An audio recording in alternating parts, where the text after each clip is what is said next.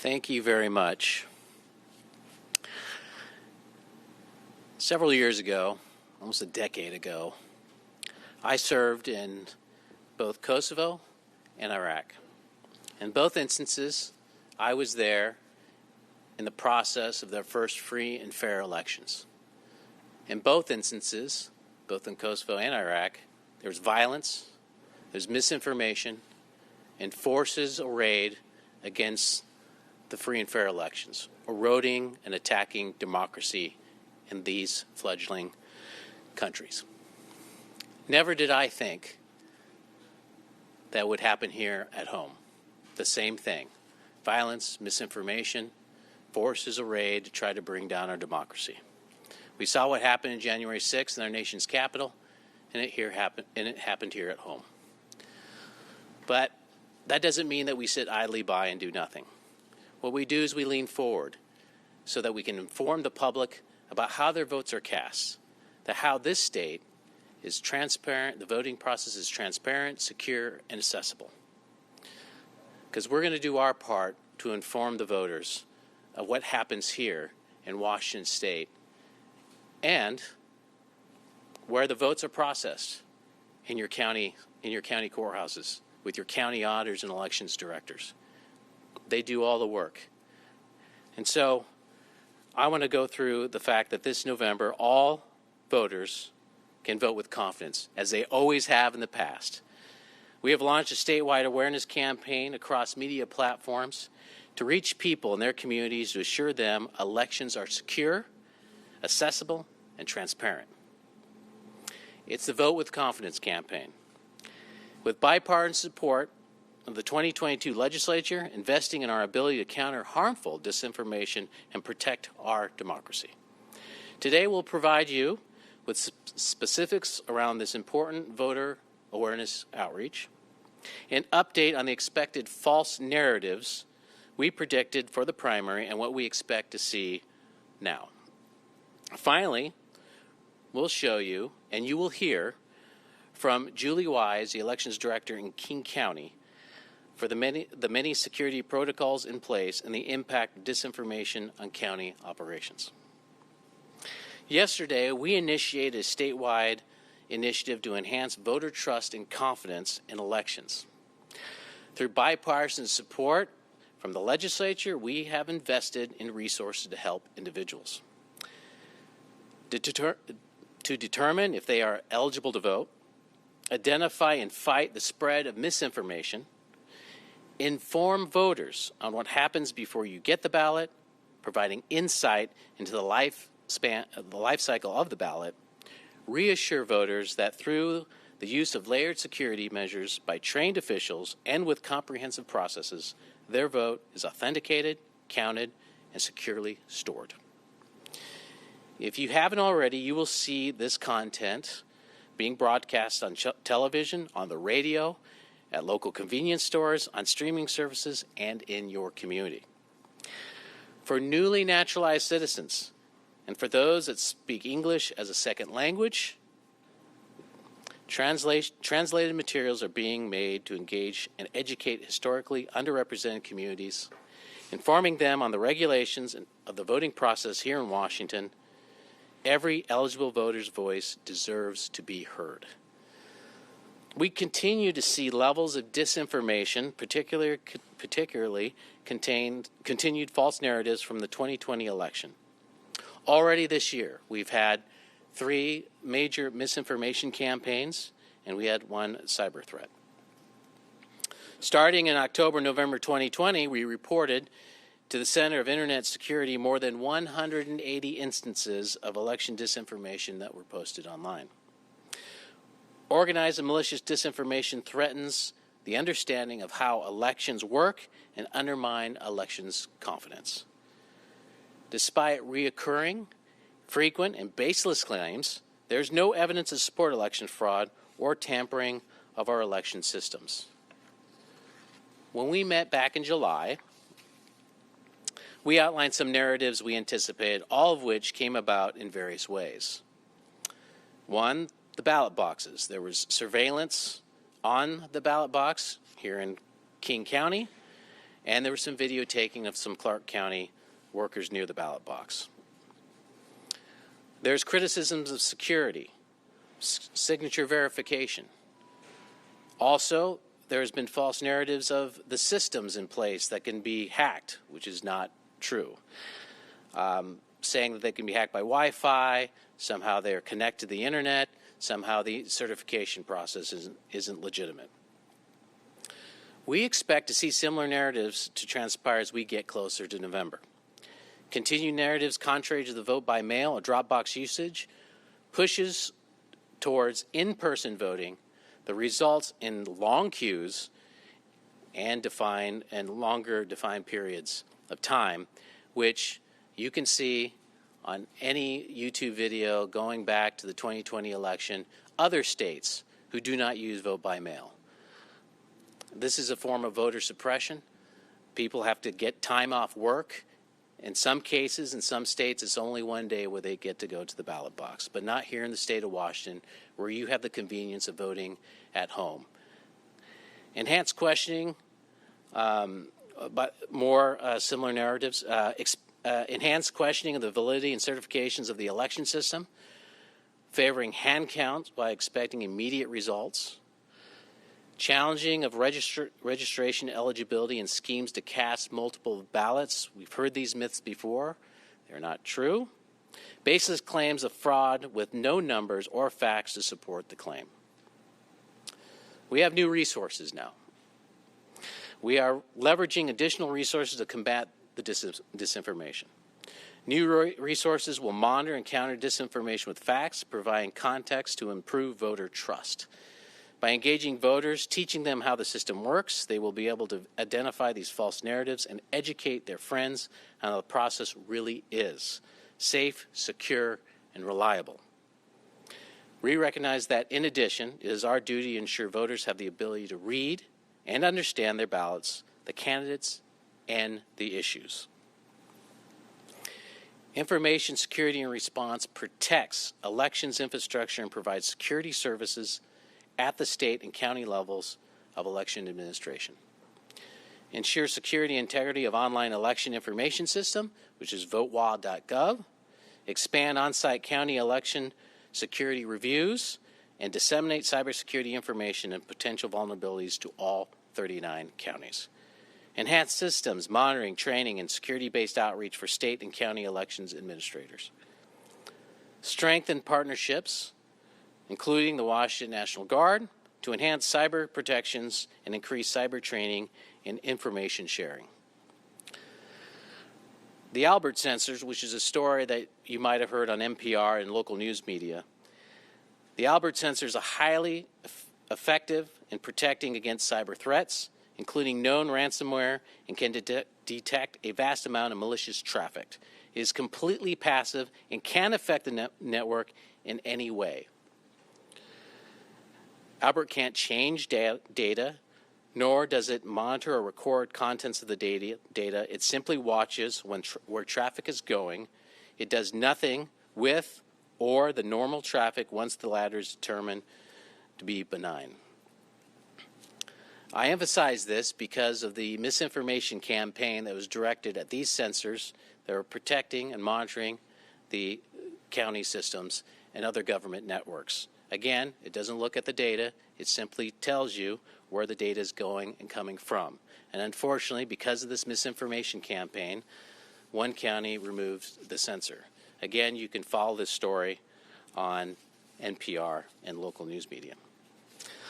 But this is where the real work begins, and that's at the county level. Our security features are layered, and it starts at the county.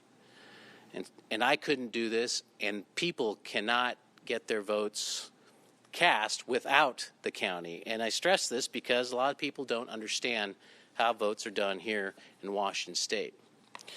And so I am privileged and honored and humbled to have somebody who I can partner with, one of the 39 counties, and that's Julie Wise, the election director here in King County. And she's going to walk through on how the votes are processed, how your ballots are sent out, how they're retrieved, and I'm sure she'll do this, but I'm going to do it for her.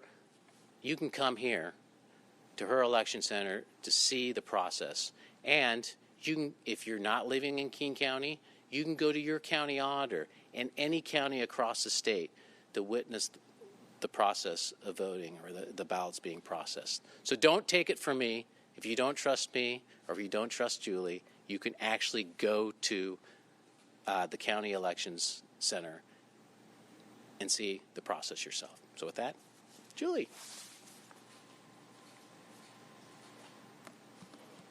Good morning.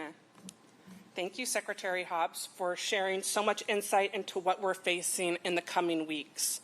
I'm Julie Wise, the King County Director of Elections, and it is wonderful to have you all at our headquarters today to talk about misinformation, election security, and what we expect to see this midterm election. Before I dive deeply into that, I want to talk a little bit about what it's like to be an election administrator these days, as that's a question that I'm getting asked often, both from media and voters alike. The short answer is that it's different than any other time in my career, and that there is a lot that gives me hope about the future of our democracy. I have worked in elections right here in King County for 22 years now.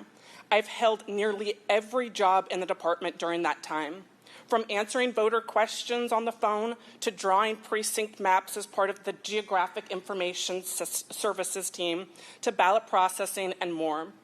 I've worked polling place elections and was here for the transition to vote by mail. Through all of those years, I have never experienced an elections landscape like the one we're in today. We, like election offices across the state and the country, are receiving a record number of public records requests. These requests are not just more numerous, but also more complex, and often include requests for legally protected voter or security information. Whereas we used to receive something like 10 to 20 requests in a year, we are outpacing that in a single month. We see outright lies and conspiracy theories spread quickly online. We get comments online and emails and phone calls that accuse me and my staff of voter fraud, a felony under the law, based on clickbait headlines and simply not understanding how our elections work. The tone and volume of questions has shifted dramatically, with it often seeming as if these folks are already convinced of an answer before they've even asked the question. As election administrators, we are very used to answering questions. Honestly, we love to do so. The challenge comes when the answer isn't heard or believed, regardless of it being the truth. Whether it's cybersecurity or how votes are tallied and stored, drop boxes or how ballots are handled, we have seen any grain of misunderstanding twisted into mis- and disinformation. The reality is that we work tirelessly to protect the integrity and the security of our elections here in King County and across Washington State. Election security is not an area where you can check a box and be done. We have to be vigilant and on guard every single day, as we know that those who wish to undermine our elections don't just try once and then give up. They keep trying, and we do everything we can to be one step ahead of them. Here at King County Elections, we have a dedicated IT team, complete with certified cybersecurity specialists. All staff across King County Elections undergo annual cybersecurity training and are vigilant in reporting suspicious emails and attachments for further investigation by Elections IT and Central King County IT. Our systems and our emails are monitored 24/7, 365 days a year for threats, phishing, ransom, and malware. We work closely with the Secretary of State's office and their cybersecurity team, and have implemented an Albert sensor, as Secretary Hobbs touched on earlier. It's no secret that tabulation equipment and servers have been a hot topic of speculation and accusation from election skeptics. Our tabulation server, where all votes are stored, is air-gapped on a hard wire network and not connected to the internet. In order to penetrate the tabulation server, someone would have to get into our building, up on this secure second floor, into the secure server room, which requires a badge and the authorized fingerprint of the employee that matches that badge before they could even attempt to even log on to the server to tamper with results. And of course, being vote by mail means that we always have an audible paper trail to go back to. On the physical security side, we benefit greatly from having a facility that was specifically designed to process vote by mail ballots. Before we moved into this building, we took it all the way down to the studs and rebuilt it from the ground up, utilizing the expertise of security consultants, including those who do security for casinos. There are more than 50 security cameras located throughout the building, monitoring 24 hours a day. As you can see, there is no built-out ceiling above us. There's no place to hide for person or ballot. The secure storage cage that we're standing in front of goes all the way up to the roof and all the way down to the cement floor. This is where we store the ballots that we are not currently processing and where all ballots go at the end of the workday. Access to this secure storage cage, like the tabulation server room, is limited to those that need access to do their job and requires both a badge and a matching fingerprint to get into. It's even sealed at the end of every day with a seal that features a unique number that must match the previous day's log. To unseal the cage, it takes 2 staff members signing off on that log. You'll also notice that there are web cameras placed around the ballot processing floor. These are for the public to watch us processing your ballots. They are located in every single area where we handle live ballots and are accessible for anyone from our website. Over the past few years, we have upgraded our cameras and added cameras in additional locations to increase transparency for those who want to observe from home. The cameras are live 24/7, though those interested in observing the process at work will see the most action during, of course, business hours. Our web cameras go live on Monday after ballots are mailed, as voters start to get those ballots back to us and processing ramps up for the election. Drop boxes, also a topic that comes up often, both by those looking to sow mistrust in elections and by voters genuinely wondering what the best way to return their ballot is. As you've heard, drop boxes are certainly in the sights of those looking to sow doubt in elections.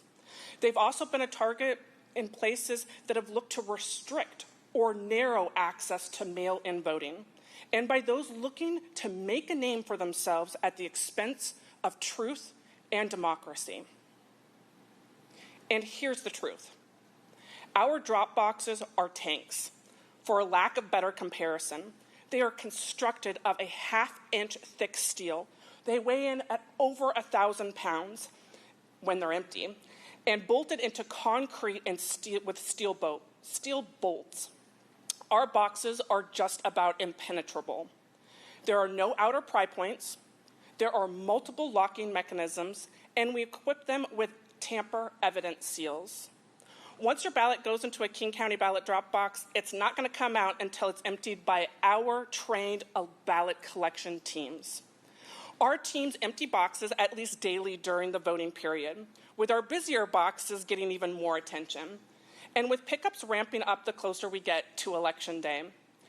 On Election Day itself, drop boxes will be staffed starting in the late afternoon to help manage traffic and ensure the boxes close promptly at 8 p.m.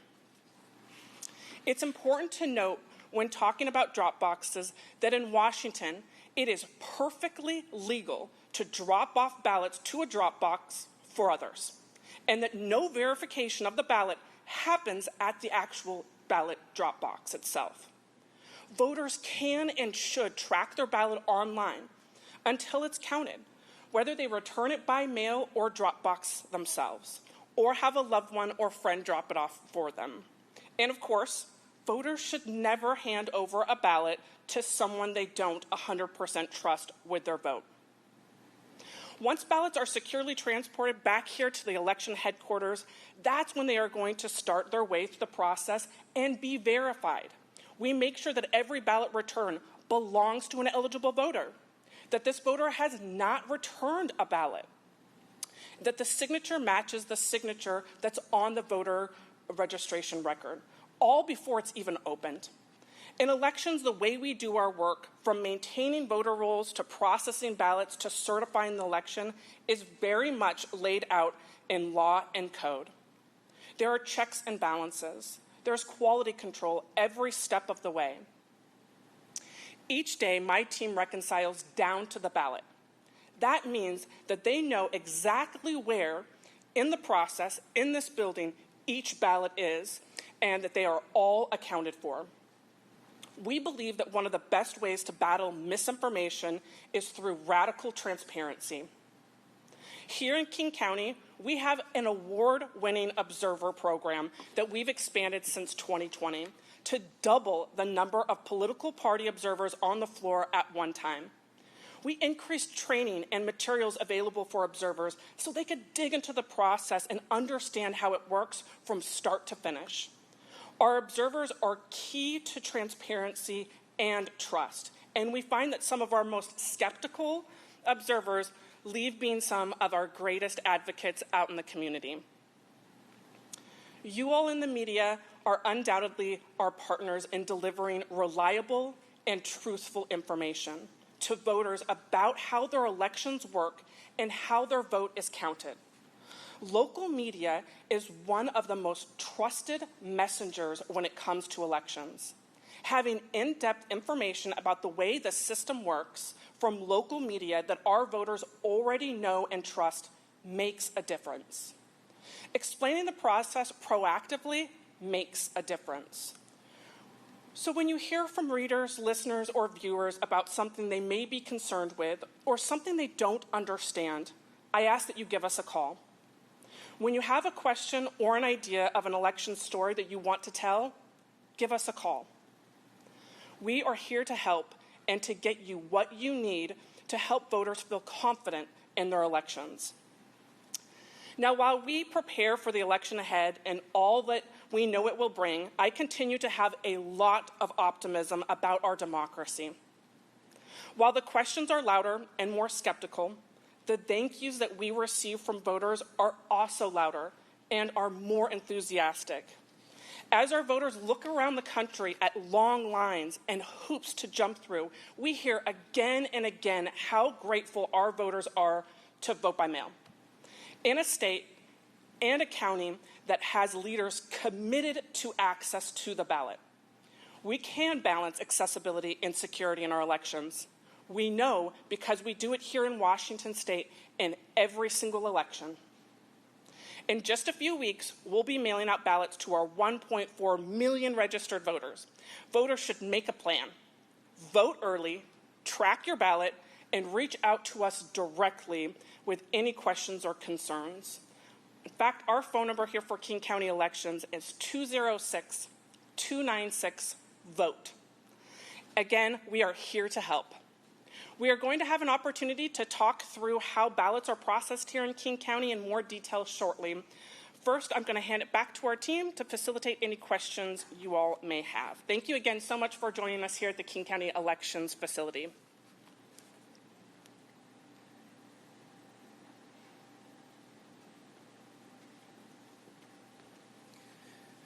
Thank you very much, Director Wise. That concludes our in-person portion for today for this event. We appreciate everyone tuning in. And if you do have any questions, please feel free to reach out to your local county auditor's office, your elections team, or the Office of the Secretary of State. Thanks for joining us today.